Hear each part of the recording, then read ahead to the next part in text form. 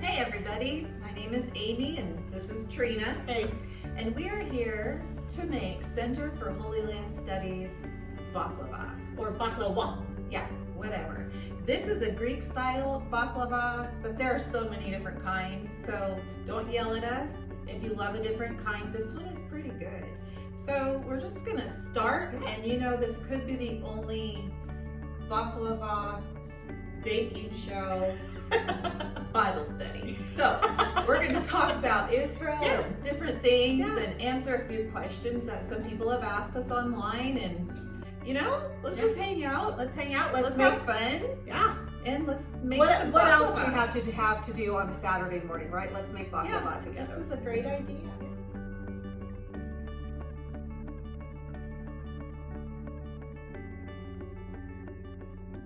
So what do we need? Okay, well, to start with, you need phyllo dough, which we have here already uncovered, 16 ounces of phyllo dough. We did not make this homemade. No, not at all.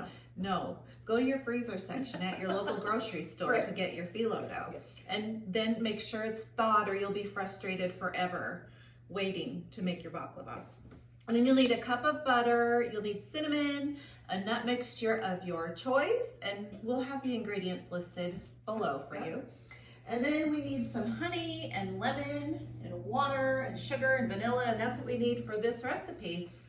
Make sure you have a buttered or greased pan very liberally. Yes, and I have a wet, damp cloth that is over the baklava because you don't want it to dry out when you're trying to use it. So just kind of put this on and off as we go along here. Right. And that's how we do it. Okay. So Trina, first thing you're going to want to do, her lovely assistant, is put 1.5 teaspoons of cinnamon in the nut mixture. Oh my goodness, the pressure is real, you guys. 1.5 teaspoons of cinnamon in the nut mixture. You guys, you're not going to see us on the Food Network anytime soon, I promise. There's one. And this is where we're supposed to talk about all the fancy words that describe our food that we're working with. Right. These are nutty nuts. Yep. Actually, in this mixture, we did almonds and walnuts, but a lot of people love their baklava with pistachios. Oh, yeah. Just pistachios, or you can do a mix of all of them. It's kind of up to you, whatever you would like to use. But this is what we chose for this one here. Yeah. And this is not for those that have allergies for sure, right? Because there really isn't. Please don't eat this. There really isn't a substitute, right? No, there is no substitute for the nuts. And you will need 1 pound of them if you're going to make a 9 by 13 inch recipe. So. High in protein, that's what I say. Okay. Trina, you are going to want to melt 1 cup of butter. Food is a staple in the Bible. We really hear a lot about the 7 species in food. How did the role of food play in the lands of the Bible, especially 2,000 years ago? Yeah, well, I will say it was very hard to cultivate. Sure. And it was one of those things that you can't go to your local grocery store and pick up what you want. Instead, you had to farm and had to depend so much on God for the rains to come. Otherwise, you were in big trouble that year. Right. And you had to go and gather your wheat. You had to grind it every single time you wanted to make bread. You had to press your olives in order to get oil. Right. There are certain species that the land of Israel grows, and those are listed in Deuteronomy. And let's see if we can come up with them. It's pomegranates, Figs, dates, barley, olives, barley and wheat. Barley and wheat. Guys, we're really, really smart. Let me ask you another question as I get the butter out. They talk about milk and honey, the land that flows with milk and honey. Yeah. And I remember the first time that I went to Israel and I learned, we think milk and honey, but that really isn't what it means. Kind of explain that a little bit. Yeah, milk is generally probably goat's milk, Right. and honey is probably date honey. But when we're talking about it, what it is really saying, when this is a land of milk and honey, they're saying it's a land that is good for the farmer and land that is good for the shepherd, because generally those two don't always mix, because Right. you don't want the animals going through Eating your the farm. fields and things like that. So what they're saying, that this is a good for both groups, for all people who are going to do farming and all people who are going to do shepherding. Yeah. And in antiquity, you don't find that everywhere. It's kind of either one or the other. But as the promised land, it has become a land that is good for all people. And I love that. I love that analogy. So, okay, so what do we do now that we've got melted butter, we've got phyllo dough, we've got a greased pan? Okay, Trina Russell, we are going to take, so I like a little bit thicker layer at the bottom of my baklava and the top, because that's my favorite part to pick off and eat. You know, like taking one bite of a chocolate and then putting it back. Right, I hear you. That's what I do. Okay. So I would take probably 4 layers or so and put it along the bottom of that I want to make sure everyone can still see me. pan. 4 layers. Yeah. Oh, Lord. Around 4. Or 7. Whatever you grab is okay. Boy, goodness.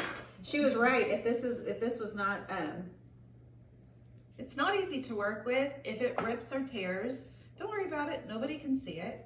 so you just lay it in here just like this? Yeah. Okay. And if your phyllo dough is too large, just cut it to the size of your pan.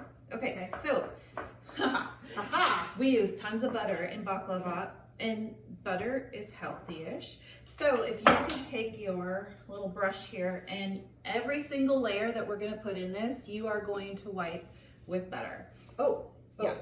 Phyllo dough tears easily, Yeah, it does. but it's okay. You just have to work with it, and it's the way it is. So as Trina I'm is more going- patting versus brushing. Yeah, as Trina brushes her, or pats her butter, I'm gonna start adding in the nuts and the cinnamon. So you want to do only 2 to 3 tablespoons, which doesn't seem like a lot, but as the layers go on, it adds up, and it's just how it goes. So you just wanna sprinkle 2 to 3 of these, and because I'm totally generous and think there should always be more, we're going to do 3 sort of big heaping. Yeah. So, okay, so we did that. So Trina, Yes. you are going to want to do 2 more layers. So just take like 2 sheets this time. It's a little bit tedious, but it's worth it. I promise. So you're gonna do the same thing. And we're gonna do this about 8 times Okay, great. until we are ready to cut it and put it in the oven. Right. And you know what? In the time that we're in right now, in our season, Yes. I think that people can easily become fearful or stressed out. Are we keeping our jobs? Right. When is this going to end? Am I going to get sick? Am I sick? It's a time where I think Jesus would say, regardless of all the things that are going on around you, I have you. Right. Would you please relax in me? Mm-hmm. Because frankly, we don't have control most of the time. We think we do, but we don't. We think we do, but we don't. And things can come out of the blue. And I think the lesson that we can learn or should learn or have learned in our life is trust God. I think even when he takes, like, you know, the desert is one of my favorite places, and he takes Abraham there, Moses is there, David is there. They all had to go through their desert times, Right.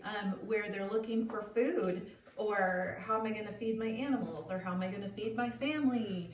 And is there going to be any rain? God, I need rain to survive. I need rain to grow. I need all of these things. And what they had to do was trust that God would provide those springs in the desert. And what that did for them was it built obedience and it built trust. But it also built, I think, trust on God's behalf for us. Can he trust us to trust him? Right. And to walk in obedience to him. And that's one of my favorite lessons, I think, that we learn going through the land itself. And isn't it so true that those lessons really come to life and help us to understand them just that much better when we get to stand in the lands of the Bible? Yeah. And we get to experience it firsthand Yeah. and put ourselves in their shoes for just a minute. Yeah. There's Yeah. nothing quite like that. Right. Otherwise, we try to show you pictures as best we can, because we know not everyone can go. No? Yeah. So we're here always to answer questions for anyone, regardless of whether they go or they don't go. The center is bigger than just taking trips over, but boy, do we love it. Yes. And boy, does it change things and your perspective, which Right. is really amazing, actually. So I don't know what layer we're on here. Was I supposed to be But it counting? doesn't really matter. Go as high as you want to. Yes. This is good stuff. I really don't know what layer I'm on. I'm just a buttering and laying my nuts. I probably am being a little bit more generous with the nuts than I was supposed to be.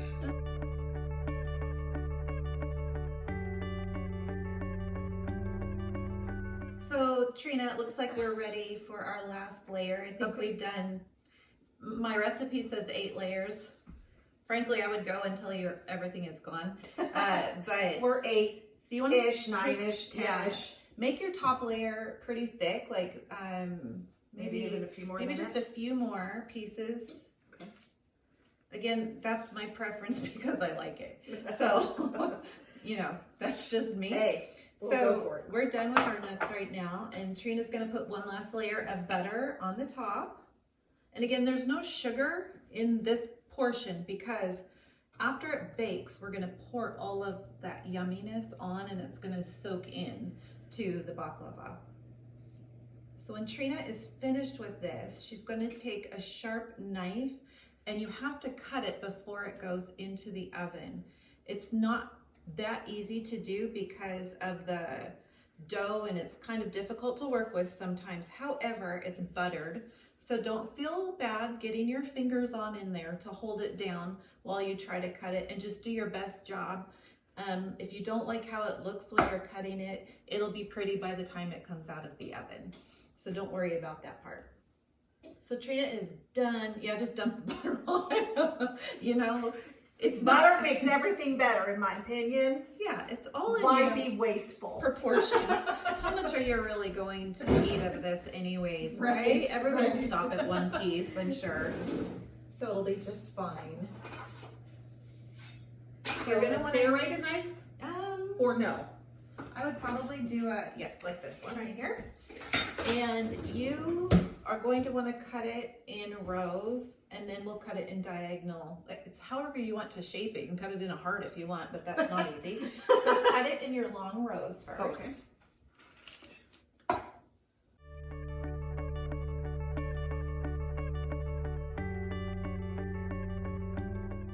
Okay, so Trina has cut everything actually very well. I'm pretty impressed. So she's cut the long lines. Now we're going to want to go in and make the diagonal shapes, or whatever shape you want your baklava to be in. The diagonal shape looks cool, like you tried really hard. Okay. So you can just have to do it on each line. So you've got to cut each one diagonally to get your shapes. It's worth it. It's worth it when you pull that piece out at the end of the day.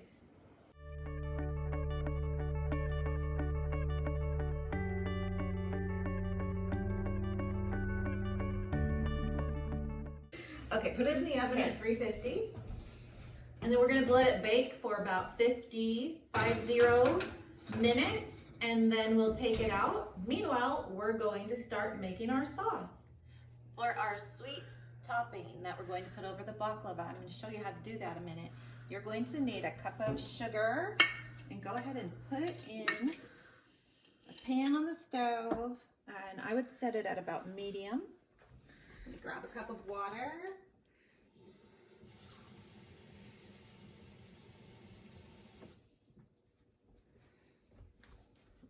Okay, so we've got a cup of water, and we're going to bring this to a boil, and then we're going to add in the rest of our ingredients.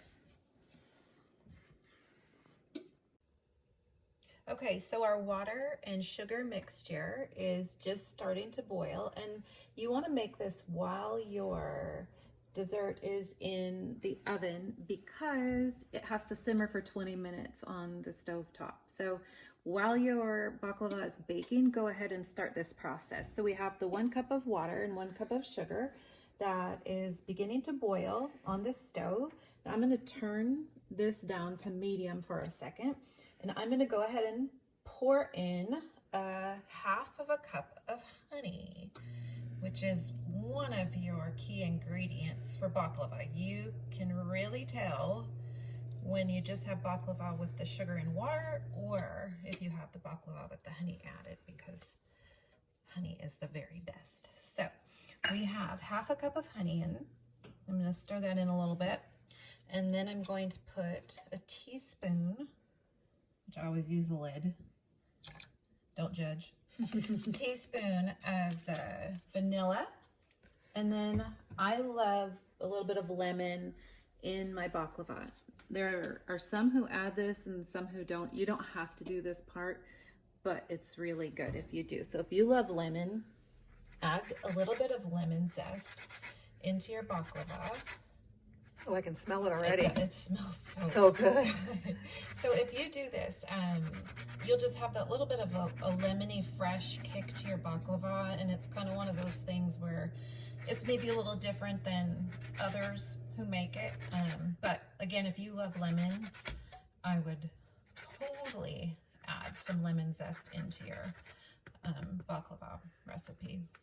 So then you could just make yourself some lemonade after a while and have it with your baklava. Right. So I'm going to stir all of this in a minute. I'm going to turn this up for a second, and I kind of want to bring it to a boil to, whoopsies, to let it mix together. So we're just kind of getting to a little bit of a boil with our sauce that we have made. And again, let's remember we have vanilla in, lemon zest, water, sugar, and honey. And that sounds great, doesn't it? So I'm going to turn this to low to medium low and just let this simmer for about 20 minutes now. And our baklava should be finished soon. And right when it comes out of the oven, I mean right when it comes out of the oven, you set it on your stove top or wherever you're going to put it, and you pour the sauce over immediately. But we'll get to that in just a little bit. So we have taken our baklava out of the oven, and you can look at it. It looks beautiful, crispy brown. This is what you want it to look like. And then right away, remember, you need to take your sauce that you've made and just start to pour it very nicely over the top of your baklava. You can hear it. That's a good noise. And let it soak in to your baklava. Oh, you guys.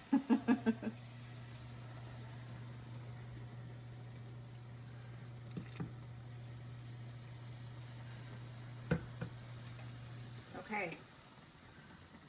So what we want to do now that we have poured all the yummy juiciness onto our baklava, you want to let it sit and cool. Now you're not going to want to do that, but you have to do that because otherwise it will come out a mess. But would you look at this? Oh my goodness. So have your patience and we'll get there, I promise. Okay, everybody. This is our moment of truth. We have let our baklava cool-ish enough where it, it seems like a lot of sauce when you pour it on there, right? Because it is like 2 cups of liquid, but it all glues itself together and becomes wonderful. So we're gonna take a piece out right out of the middle because that's the best spot. And let's just see how we did here. Oh, you guys, do you see? Oh, it's kind of awesome looking. Okay, hold on. Let's get another piece. And then we'll do the good old taste test. You may have to go along the lines and just retrim, but most likely it should be pretty good before you take it. Depends on who cut it and how well they cut it. Okay, so I totally didn't wait the full time to let it cool because you can do what we say in the instructions, but don't do what we do. I feel like that's a biblical message. The Pharisees. The Pharisees and the they had right teaching, but they didn't always act appropriately. And we'll get into that more on another agreed video. With them.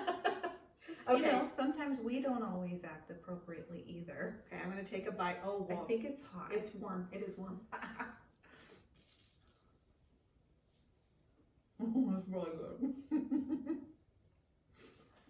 The lemon, the freshness of the lemon, I can taste it. Oh, that's wonderful. I encourage you to lemon zest. You guys, I hope you enjoyed this cooking with CHLS video.